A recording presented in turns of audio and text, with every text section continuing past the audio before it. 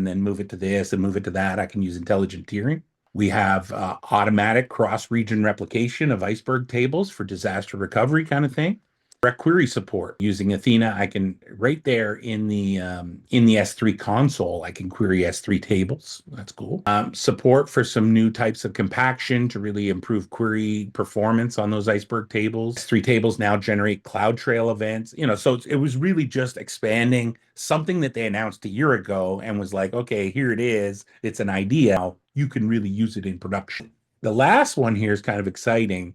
I can use tagging and what we would call attribute-based access control um, to really have these tags on different things and then use those to say who's allowed to read it, who's allowed to delete it, things like that, rather than trying to use like the S3 prefixes and the regular IAM kind of permissions. I can use more of an ABAC. And then a whole bunch of other announcements that were just sort of global expansion. Now it's in more regions. Now it's in more regions.